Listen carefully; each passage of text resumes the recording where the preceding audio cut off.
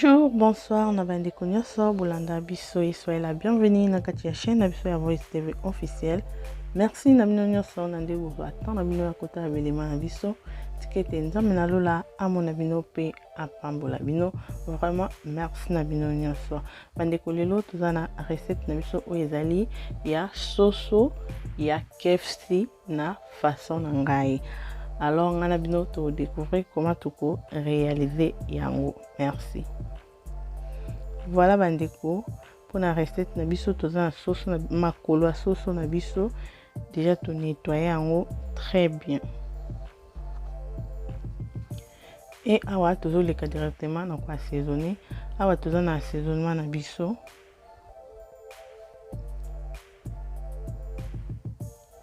Tout ça la mungwa.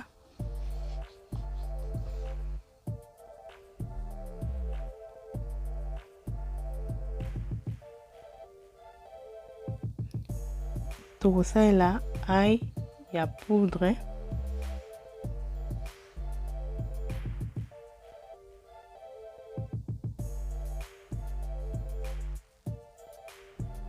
Tout ça là, tangawizi, il y a poudre.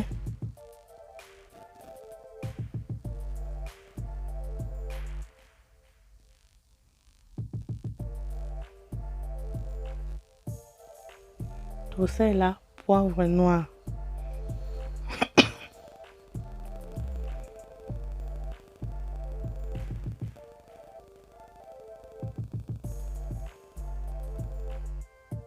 Tout ça là, muscade.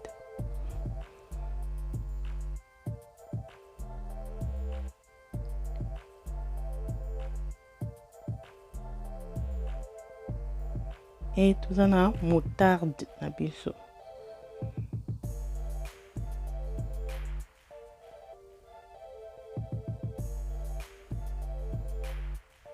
Et tout ça là, soy sauce na biso.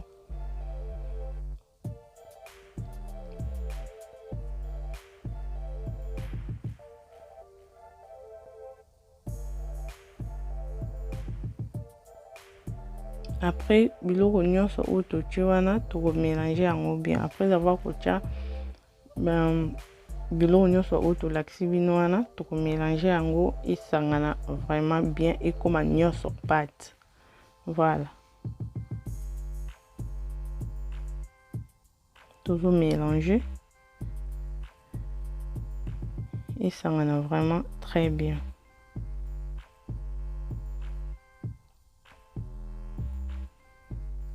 Voilà, pâte na biso ekomi boye.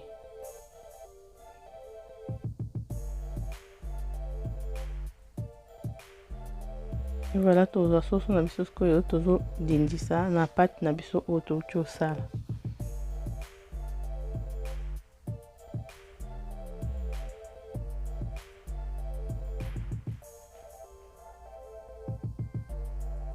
Après, quand tu as sauce na biso, tu dois mélanger en très bien.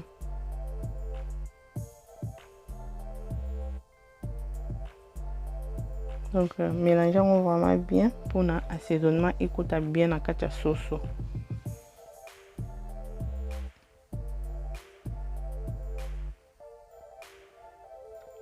Après avoir mélangé, bon, tu finis quand tu as épima. Donc, au tikango paiement selon disponibilité na yo, selon temps où yo zanango. Voilà. Après 2 heures de temps, il y a aussi la sauce na biso paiement na assaisonnement. On est dans le bac ko tikango 1 heure de temps, 45 minutes et tout dépendre na yo. Après 2 heures de temps, na tikaki sauce na assaisonnement na zongi. Et voilà tout le monde. Tout mélanger en les sauces. Tomeki mungwa tuta mungwa eza ya koka beza ya koka te.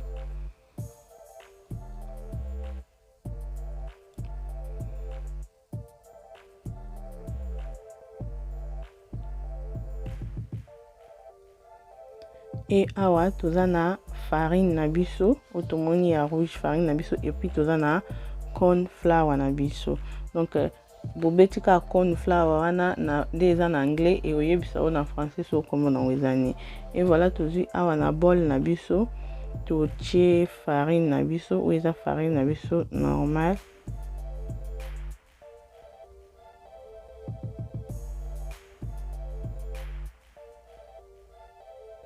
Otia par rapport à et tout dépend de la quantité ya sauce aux nango. Et puis awa tout na corn flour na biso. Et ce qui aux na difficulté ya ko trouver yango c'est la ka farine ya pamba. Donc toujours corn flour na biso lutu moko totie. Donc so oza ki et que ata o luki yango moni ki oza na difficulté ya ko zo yango ça no ka farine ya pamba. Toujours mélanger farine na biso na corn flour et sangana bien. Après tu vas pe mungwa na biso to tia. Mungwa nde na loba toujours tia ndenge olingelaka koyoka mungwa na biloko.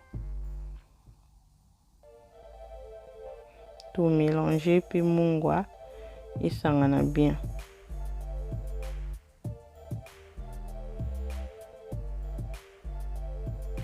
Après kotia mungwa toza na paprika na biso.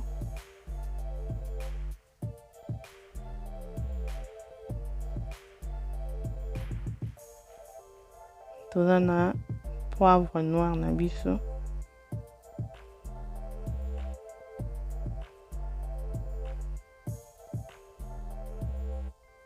Toza na ail na biso.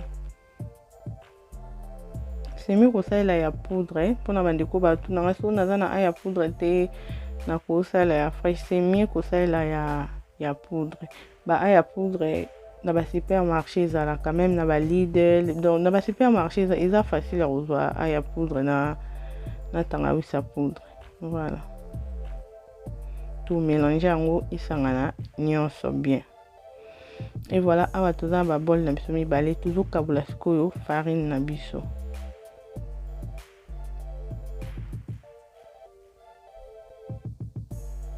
To kabulongo mais to kabulongo te ki eza kati non. Voilà, awa totie o eza ya mokie toujours ka juste quelque lutu. Après toza na maki na biso ngana on sala la de maki nde na lobaki ezo dépendre na quantité ya sauce oza na on.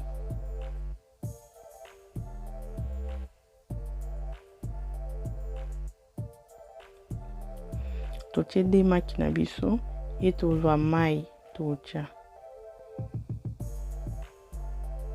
Après avoir kotia mai to mélanger yango bien et ça ngana vraiment bien.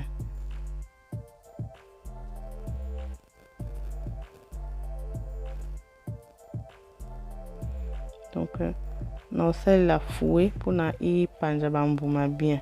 Na bakisi moi mai mukie na sel li fouet na pour i panja na vraiment bien. Voilà.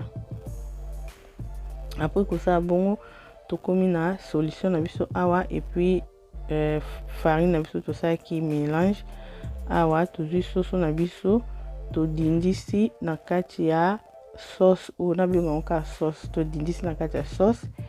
Après ko dindisa na kati ya sauce to jia yango to bandi ko balola na farine oyo etikala oyo to tiaki wana. Tia yango vraiment bien sauce na yo et là ta farine. Donc sauce et là ta farine. Donc dans le lobby tout ça la sauce ya KFC mais na façon na ngai.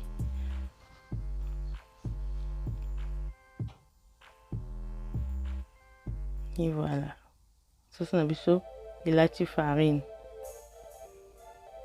Tout ça sauce tour moko. Sauce na biso yango yo to dindisi na solution na biso.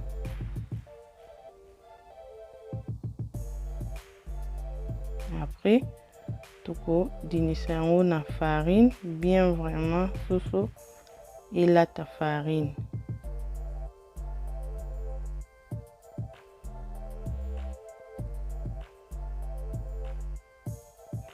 Ils appuient bien pour la bande de bolinga kaba recette à bana. Donc ils a bien puissant de story qui bana biso balinga ba bloc le quoi ba McDo ba KFC et tout balinga vraiment qui ba ça biso vraiment ba dépense mingi na ba KFC na ba McDo so ça les bana en tout cas bana recipe là. Voilà. Et voilà sauce na biso nyonso yango yo to si so tiango na farine.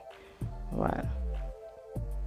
awa mafuta na biso déjà ezwaki moto et tozwa sikoyo soso na biso tobandi kodindisa. Donc mafuta na biso vraiment eza moto na asi bomona likambo sikoyo eza awa bandeko eza likambo ya kogere moto.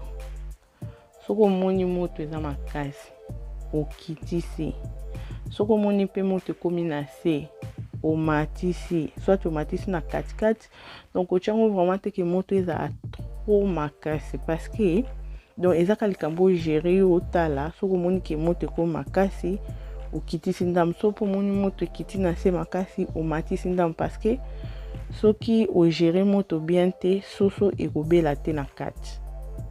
Donc c'est ça. Voilà, soso na biso continuer na ko kalingama.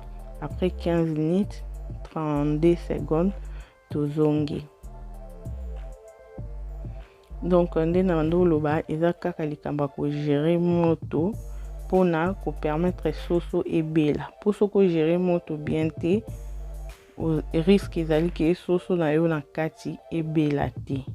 On voit même que soit sengi okenda ata o mata minutes ata 20 minutes okoti kangwa ata 20 minutes na moto 15 à 20 minutes ozo gérer moto na yo soso no ebela bien pona soki nde na lobi so gérer moto bien te soso kozala mobesu na kati.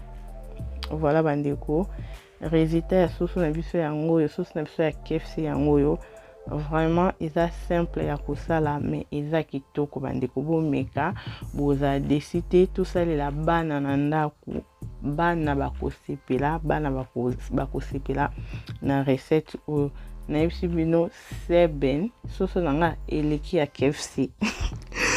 Malheureusement que assaisonnement nanga eza non disponible te pona bino bozwa ngo, mais na yebisi bino seben na assaisonnement ou seben malheureusement que eza non disponible te, mais bosala ka ba assaisonnement ou boza ngo na ndako ebima ka kitoko chunga moko ezobima tonde na lobi bosala bana bakosepela bozala décider. Voilà bana bakosala boye so balinga pomme de terre okosala ba pomme de terre okosala ba frites, ça dépend kaka eloko oyo bana balingaka mais foufouté donc frites pomme de terre ça dépend ka yande balingaka. Et merci beaucoup na mino nyonso bozwa occasion otala vidéo oyo nzambe na lola apambola bino bo aimer partager commenter kosala bien pour na lelo to sukia wa tokuta na mbala ya sima. Bye.